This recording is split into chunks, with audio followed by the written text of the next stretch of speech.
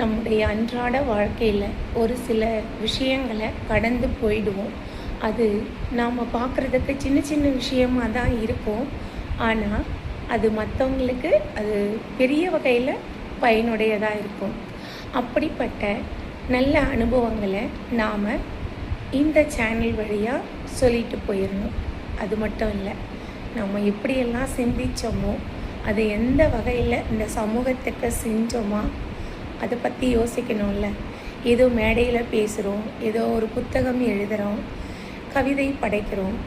இதெல்லாம் ஒரு தனி மனுஷனோட திறனாக இருக்கலாம், அது அவர்களுடைய சாதனையாகவும் இருக்கலாம். ஆனால் அதையும் தாண்டி அதனால் இந்த சமூகத்துக்கு ஏதாவது பயன் விளைந்ததா, அது முக்கியம் இல்லையா? ஏதோ பிறந்தோம், வாழ்ந்தோம், செத்தோம் அப்படின்னு இல்லாமல் மனுஷனாக பிறந்த யாரும் பயனில்லாமல் மடிந்து போகக்கூடாது. அப்போது ஏதோ ஒரு பயனுள்ள வகையில் நம்முடைய வாழ்வின் அர்த்தம் வாழ்ந்ததற்கான அடையாளமாக இருக்கணும்.